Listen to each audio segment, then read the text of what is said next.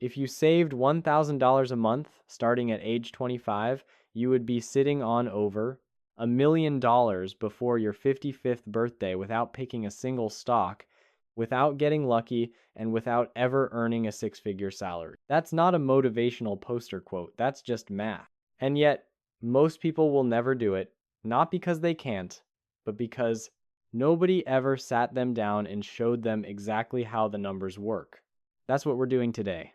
I'm going to walk you through what I call the $1,000 rule, the dead simple saving and investing system that builds real compounding wealth on almost any income level. And before you say it, yes, I know $1,000 a month sounds impossible right now.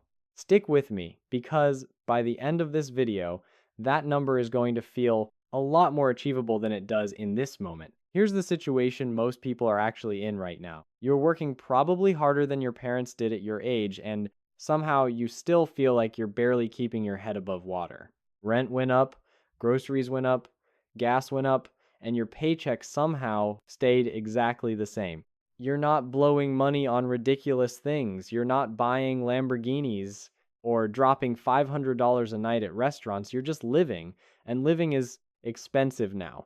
And every time someone online says, just save more, you want to throw your phone across the room because they clearly have no idea what your actual monthly expenses look like. I get it. And I'm not here to tell you that you're doing it wrong or that you just need more discipline. What I am here to tell you is that most people approach saving completely backwards, and that one shift in how you think about money can change your entire financial trajectory. So, what exactly is the $1,000 rule? It's simple. Every single month, before you pay a single bill, before you buy a single thing, you move $1,000 or whatever your version of $1,000 is into an investment account, and you do not touch it. Not after rent, not after groceries, not after you figure out what's left over, because there will never be anything left over if you save last. The rule is savings first, lifestyle second every single time, no exceptions. Think of it like building a machine. You assemble it once, you program it to run automatically, and then it just works while you go live your life. The machine doesn't care if you're tired. It doesn't care if there's a sale at the mall, and it doesn't care if your friends are going on a trip you weren't planning for. It just takes its $1,000, puts it to work, and gets slightly more powerful every single month. That's the whole system. And I know it sounds almost offensively simple, but the simplicity is exactly why it works when everything else fails. Here's the part that nobody talks about.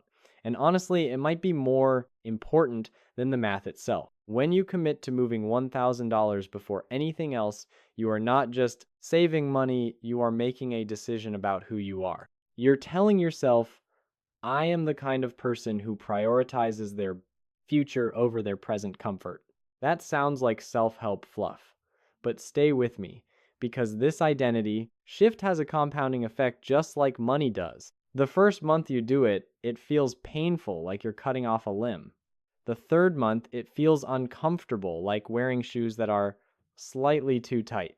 By month 6, it just feels normal, like brushing your teeth or making your bed. It's just something you do. And by month 12, something remarkable happens. You stop identifying as someone who struggles with money, and you start identifying as someone who builds wealth.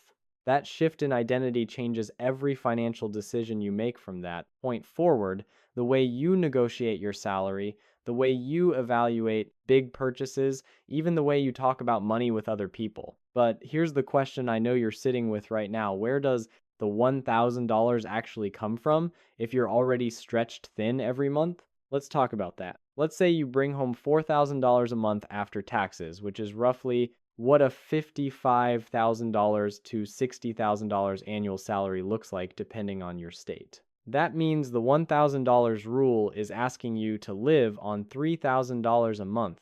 Now, before you laugh, let's actually look at where most people's money goes, because I guarantee there are 2 or 3 categories silently destroying your ability to save. The average American spends $700 to $900 a month on transportation when You factor in car payments, insurance, gas, and maintenance. The average American spends $500 to $700 a month on food when you add restaurants, delivery apps, and grocery runs together.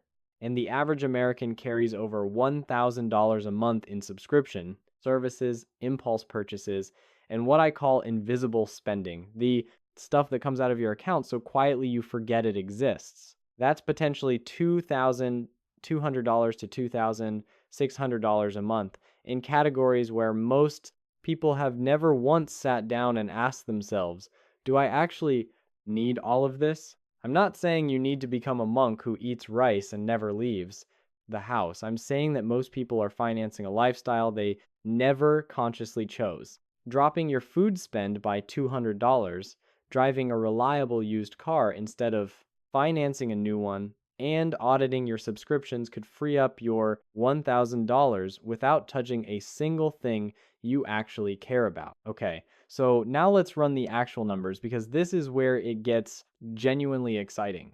You're investing $1,000 a month into a broad index fund, something boring like an S&P 500 ETF, and it's averaging an 8% annual return, which is actually conservative by historical standards. After year 1, you have roughly $12,500. After year 3, you're sitting at around $40,500. After year 5, you've crossed $73,000. And here's the key detail. Your money is now generating over $5,000 a year entirely on its own. That means your investments are earning the equivalent of an extra $400 a month without you working a single extra hour or making a single extra sacrifice. After year 10, your portfolio is approaching $184,000, and at that point, your money is generating over $14,000 a year by itself. That's more than $1,100 a month coming in automatically, meaning your portfolio is essentially paying your $1,000 contribution for you, and then some. After 20 years, you're looking at $589,000, and the math starts becoming almost hard to believe. After 30 years at the same $1,000 a month, you cross $1.4 million. You didn't get lucky. You didn't pick the right crypto. You didn't need an inheritance or a windfall. You just ran the machine every single month and let time do the rest. Now, here's the part where most people blow it, and I want to make sure you're not one of them. About 6 to 12 months into the $1,000 rule, something dangerous happens. You check your account, you see a number that actually feels real, and your brain starts whispering, "You've been so good, you deserve a reward." And that's the trap, because the reward your brain wants will cost you exactly the progress you just spent a year building. The "I deserve it" mindset is the single biggest wealth killer for people who have actually started doing the right things. That $4,000 vacation you earned after a year of discipline doesn't just cost you $4,000, it costs you 3 to 4 months of compounding momentum.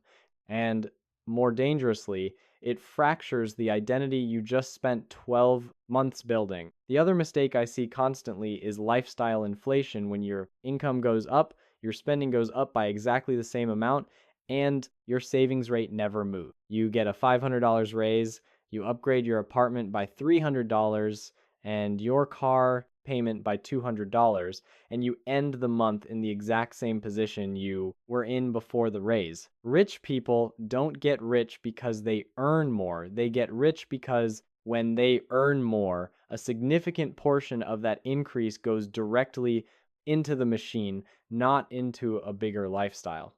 Every time your income increases, the $1,000 rule should get stronger. $1,200, $1,500, $2,000, because the machine should grow every time you do.